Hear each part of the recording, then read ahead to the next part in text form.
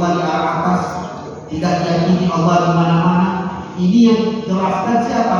Kiai Saleh Dahrak, yang sanadnya Kiai Hasyim Asy'ari kembali kepada beliau. Guru-guru Kiai Hasyim Asy'ari kembali kepada Kiai Saleh Dahrak. Itulah itu. Bicara tentang agama harus ada sanad. Sanad itu apa? Apa yang kita bicarakan dari agama itu kita pelajari dari guru. Guru ini belajar lagi dari gurunya. Guru ini belajar lagi dari gurunya. Begitu seterusnya sampai kepada Nabi besar Muhammad sallallahu alaihi wasallam. Kata Ibnu Sirin, inna hadzal ilma dinun fanzuru amman ta'khuduna dinakum. Sesungguhnya ilmu agama itu adalah agama, maka lihatlah dari mana kita mengambil agama kita, supaya jangan ikut ajaran yang macam-macam. Karena sekarang ini banyak juga ajaran di luar Ahlus Sunnah wal Jamaah. Kalau ada acara-acara seperti ini, acara-acara syuronan, ada kelompok yang bilang ini tidak boleh, bid'ah. Ada yang bilang begitu, haram. Makanan yang kita makan ini tidak boleh dimakan, haram. Karena Nabi tidak buat. Banyak ajaran seperti itu sekarang. Tadi Kiai baca doa, kiriman Al-Fatihah kepada orang yang sudah wafat. Al-Fatihah ila ruh, kepada para pendiri-pendiri,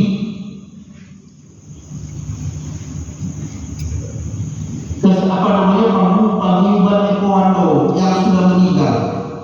Insya Allah Al-Fatihah itu menjadi seperti yang didoa tadi, menjadikan mereka mendapatkan nikmat kubur.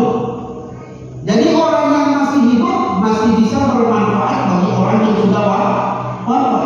Karena itu kalau di NU, anggota Nahdliyin itu bukan cuma yang masih hidup, yang sudah wafat pun masih anggota. Kenapa?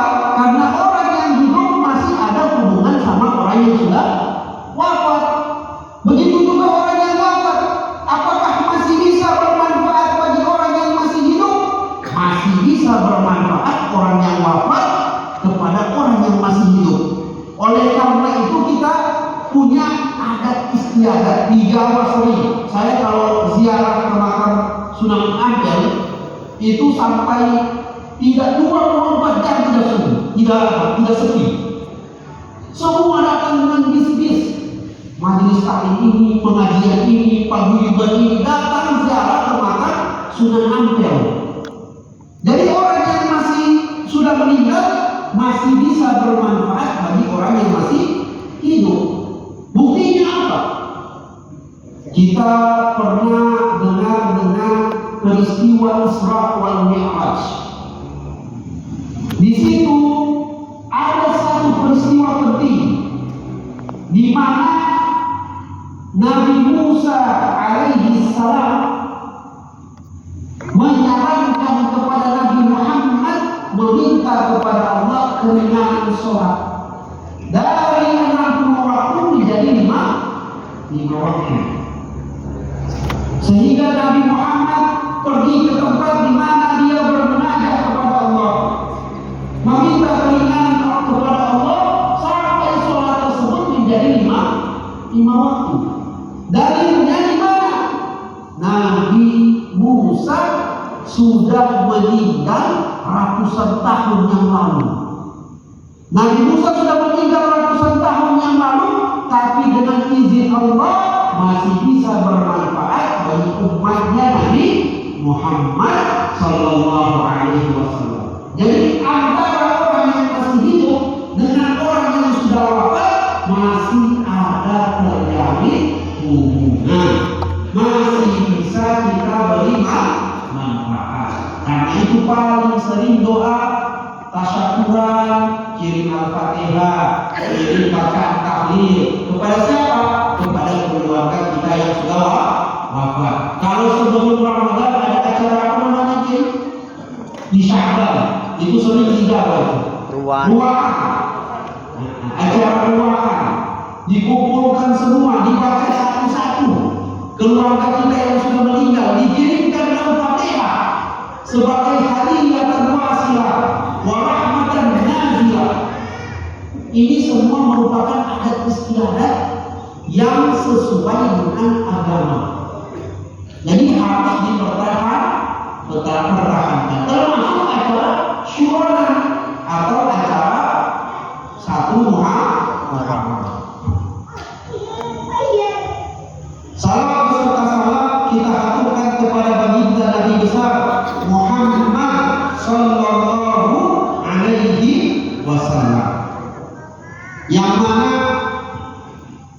satu Muharram ini kenapa diperingati sama umat Islam? Kenapa umat Islam memperingati satu Muharram? Jawabannya karena satu Muharram berkaitan dengan seseorang yang paling mulia. Karena itu kita peringati satu Muharram. Kenapa diperingati satu Muharram? Karena dia berkaitan dengan Nabi besar Muhammad sallallahu alaihi wasallam. Jadi semua yang berkaitan dengan Nabi Muhammad itu mulia. Hari kelahiran Nabi, hari Nabi di mana hijrah, di situ awal satu Muharram. Ya. Semua bekas-bekas Rasulullah semuanya ada barokahnya. Oleh karena itu kita kalau di Ahlus Sunnah wal Jamaah ada istilah tabarruk atau ambil berkah. Dari mana itu? Dari sahabat. Disebutkan dalam hadis Rasulullah sallallahu alaihi wasallam, "Idza tawadda'a as-sahabatu kanu yatasabaquna alaihi." Rasulullah kalau wudu, air wudunya Nabi tidak sampai ke tanah. Kenapa air wudunya Nabi tidak sampai ke tanah? Para sahabat saling berebut, ambil air wudunya Nabi, ambil berkah. Karena itu sering kita lihat kalau ada makanan boleh, orang saling merampas, mau ambil itu bukan karena makanannya. Mungkin kalau nasi kuning bisa tiap hari kita makan, mungkin kalau telur bisa kita dapat di pasar, tapi karena maulid, karena keberkahan di acara tersebut yang menaungi makanan tersebut, sehingga orang saling berebut untuk mengambil makanan tersebut. Apa itu barokah? Barokah itu menurut ulama ziyadatul khair, tambahan kebaikan. Jadi itu tadi kita baca tahlil, baca Al-Fatihah, kita sebut nama Nabi, insya Allah berkah turun. Makanan yang ada di sekitar itu insya Allah dengan berkahnya kita makan, makannya udah sebalik. Kenapa? Karena insya Allah ada barokahnya itu makanan. Apa itu barokah? Ziyadatul khair, tambahan kebaikan. Makanan yang fungsinya hanya mengenyangkan, insya Allah ada barokahnya, bisa bikin kuat ibadah, bisa bikin tenteram hati, bisa bikin sehat, bisa bikin taat kepada Allah. Semuanya disebabkan wasilah daripada makanan yang kita makan ketika acara satu Syurana. Itu makna dari acara yang kita lakukan ini, dan itu ada dasarnya dalam agama. Jadi bukan cuma sekedar ini adat istiadat Jawa misalnya, atau adat istiadat paguyuban misalnya. Tidak, semua yang kita lakukan mempunyai asas dalam agama. Oleh karena itu kita rayakan ini, kita rayakan tahun baru Islam. Kenapa? Karena dia berkaitan dengan makhluk yang paling mulia, yang dikatakan tentang beliau, ma'ulikatid dunya illa li ajlih. Tidak Allah ciptakan dunia ini, tidak diciptakan oleh Allah dunia ini kecuali untuk menampakkan kemuliaan Nabi besar Muhammad sallallahu alaihi wasallam. Tahun baru ini berkaitan dengan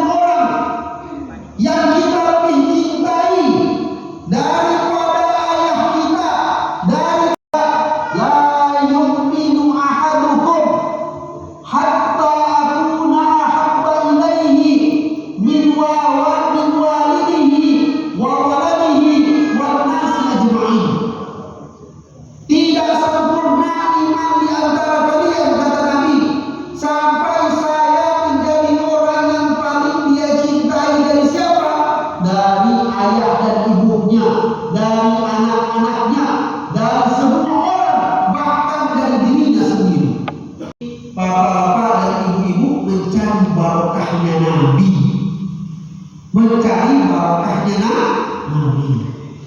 Semoga insya Allah hidupnya kita ini kita dapat barokah dari Rasulullah. Kita termasuk orang-orang yang dapat syafaat dari Nabi.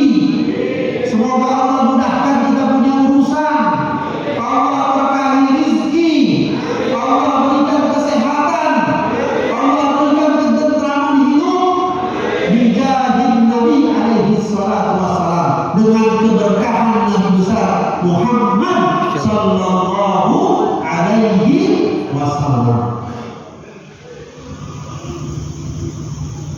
Para jamaah yang dirahmati Allah Subhanahu wa taala, berbicara tentang hijrah Nabi besar Muhammad sallallahu alaihi wasallam, ini hijrah, ini penetapan pertama tahun baru Islam itu di zaman siapa? Di zaman Sayyidina Umar bin Khattab. Dulu di zaman Nabi tidak ada istilah tahun baru agama, tahun baru Hijriah. Ya. Ada bulan Arab, ada Safar, ada Muharram, ada Rabiul Awwal, ada. Tapi belum dikenal dengan tahun baru Islam. Pertama kali yang mencetuskan tahun baru Islam adalah Sayyidina Umar bin Khattab. Di zaman beliau mendirikan atau memulai tahun baru Islam. Sahabat diskusi, ini dimulai dari mana ini? Tahun baru Islam ini dimulai dari kapan?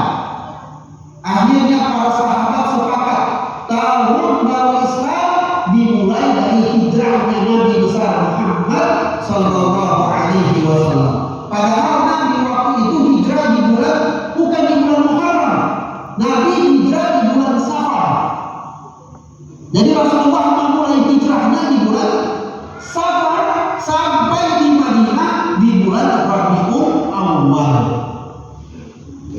Jadi walaupun seperti itu, tetap ditetapkanlah awal tahun baru Islam itu, di mana tahun Rasulullah itu hijrah, dimulai dari bulan Muharram. Dimulai daripada bulan Muharram. Kemudian hijrahnya Nabi ini sallallahu alaihi wasallam ini perlu kita perhatikan, bahwa hijrahnya Rasulullah bukan karena lari, bukan karena takut, bukan karena lari dari orang kafir, bukan. Hijrahnya Nabi karena perintah Allah.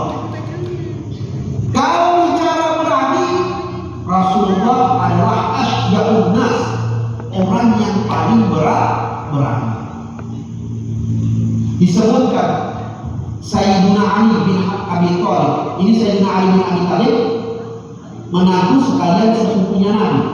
Beliau ini terkenal dengan apa? Terkenal dengan kuatnya beliau. Disebutkan tentang kekuatan Sayyidina Ali pada waktu peristiwa perang Khaybar. Sayyidina Ali bin Abi Thalib menjadikan pintu bentengnya Khaybar sebagai tameng dalam berperang. Jadi waktu perang yang dijadikan sama Sayyidina Ali itu tameng, pintu gerbangnya benteng.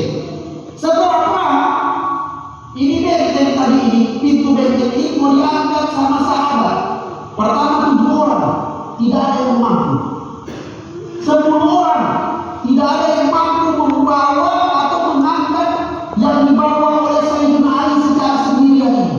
Nanti lebih dari 10 orang baru bisa angkat itu pintu benteng.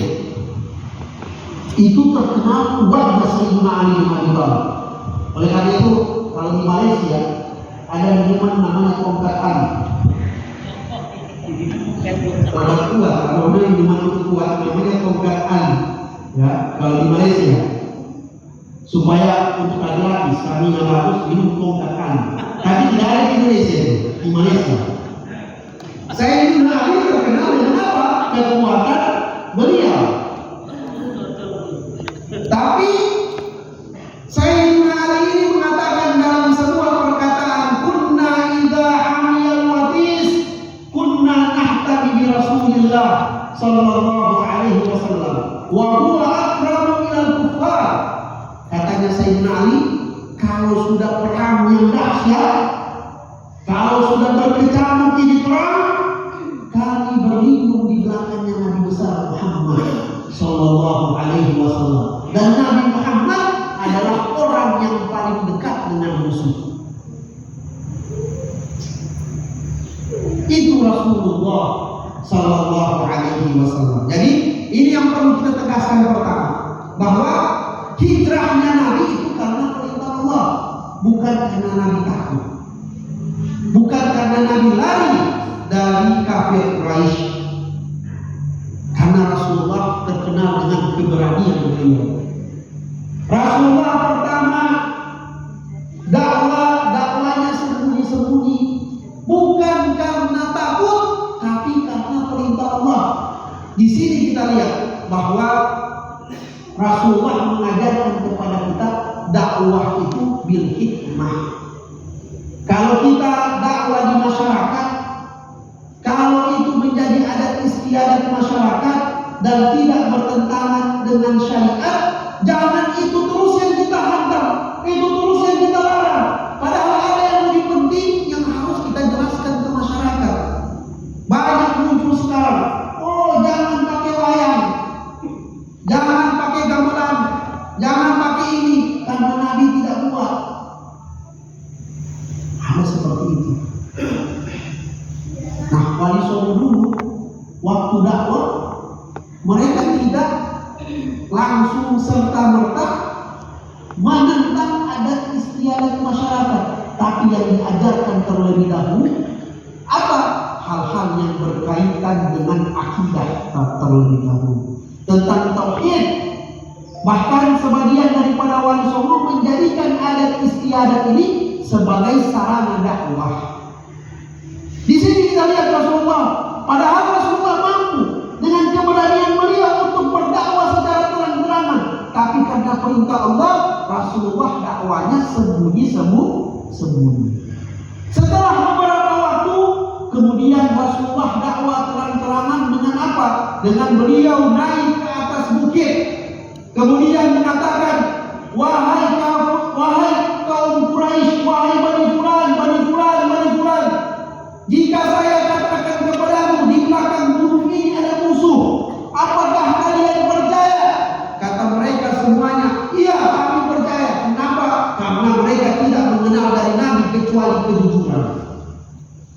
Tidak pernah Nabi itu berbohong, tidak pernah Nabi itu berdusta walaupun bercanda walaupun sedikit pun, sehingga mereka gelar Rasulullah dengan Al-Amin. Sehingga mereka semua sepakat ketika itu menjawab, iya kami percaya kepada wahai Muhammad.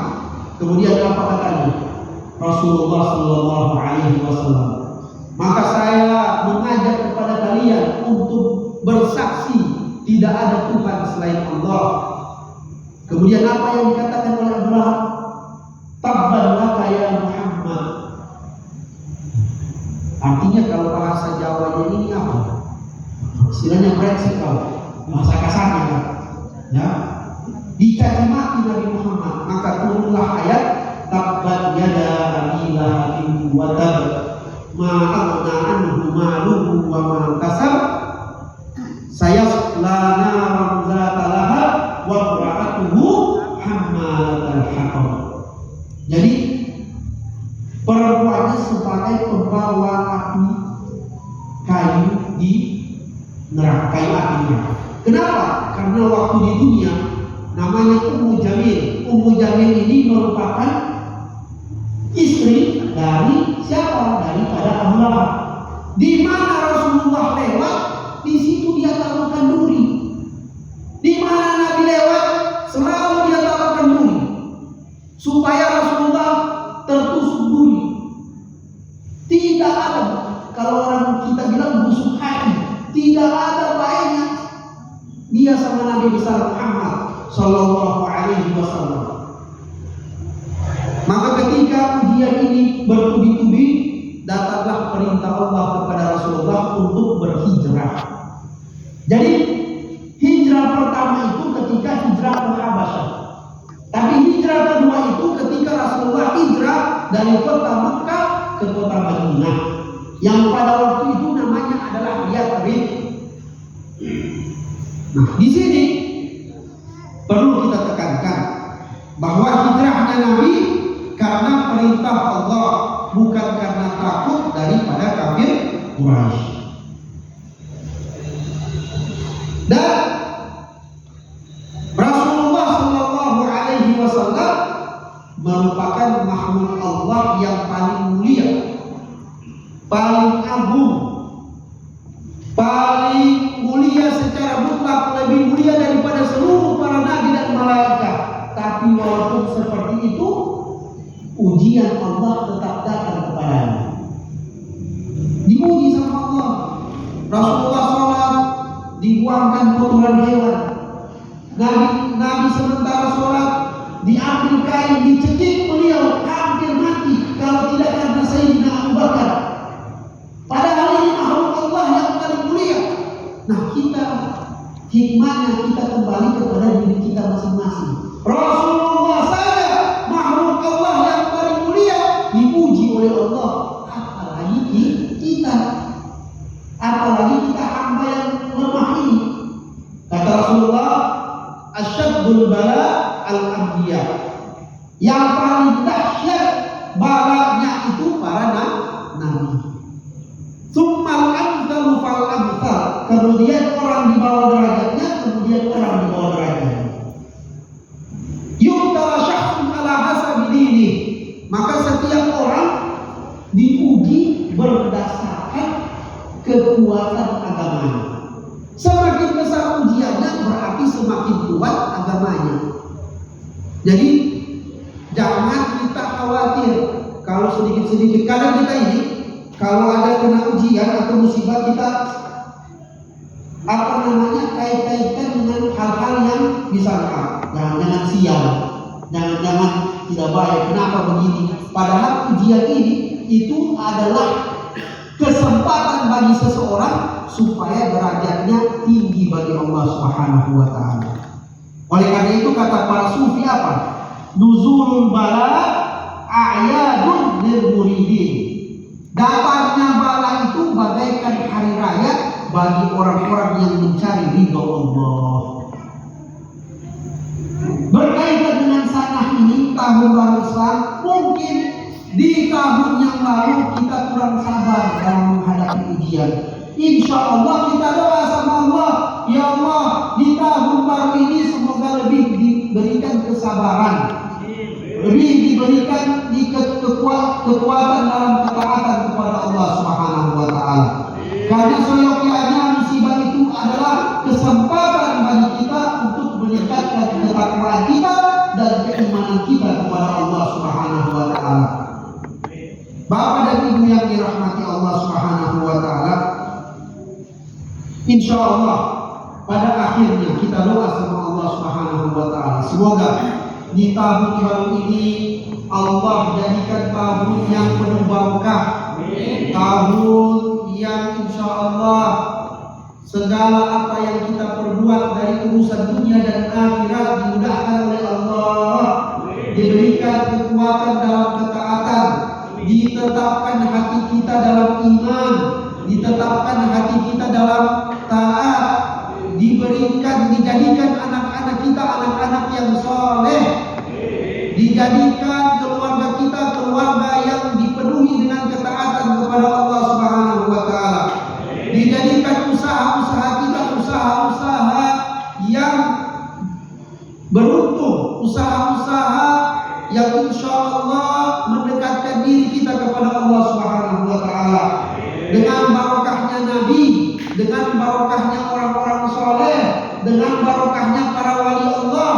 Al-Fatihah ala hadhihi niyyah wa kulli niyatin salihah wa ila sayyidina Muhammadin sallallahu alaihi wasallam, thumma ila ruh Syekh Ahmad Ar-Rifai wa Syekh Abdul Qadir Al-Jilani wa Syekh Abdullah Al-Harani wal Habib Idrus bin Salim al-Jufi wa Kiai Hashim Asy'ari wa Kiai Khalil Bangkalan wa ulama'ina wa mu'allimina wa silsilatil ulama nahdatil ulama ila sayyidina wa habibina wa syafiina Muhammadin sallallahu alaihi wasallam ila nabi alaihi salatu wasallam. Al-Fatihah. Bismillahirrahmanirrahim.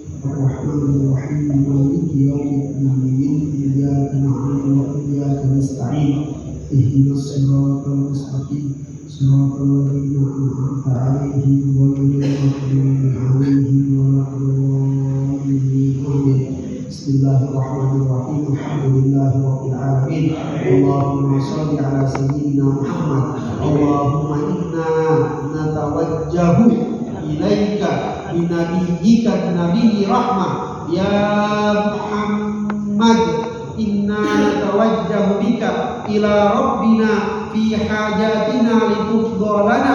Allahumma taqabbal minna du'aana wa sallallahu ala sayyidina Muhammad walhamdulillahi rabbil alamin. Demikian yang dapat saya sampaikan, kurang lebihnya saya minta maaf. Wallahu musta'an, fastabiqul khairat. Assalamualaikum warahmatullahi wabarakatuh. Waalaikumsalam. Bapak Ibu hadirin yang memuliakan, demikian tausiah ceramah ya. Insyaallah tahun berikutnya saya pun selalu diberikan kembali kepada karena cocok dengan kita ya. Nah, semua jemaah ya apa namanya seperti ini cocok sekali. Insyaallah kita berikan manfaat. Hadirin yang demikian seluruh kita ini. Mudah-mudahan apa yang kita lakukan ini mendapatkan ridha dari Allah Subhanahu wa taala. Akhirnya atas nama pembawa acara dan seluruh panitia menyampaikan terima kasih. Doa kami Bapak Ibu selamat sampai tujuan dalam lindungan Allah Subhanahu wa taala. Tentu malam ini banyak hal yang kurang dan masalah. Bila kami sesungguhnya kesempurnaan itu milik Allah. Terima kasih. Wassalamualaikum warahmatullahi wabarakatuh. Waalaikumsalam warahmatullahi wabarakatuh.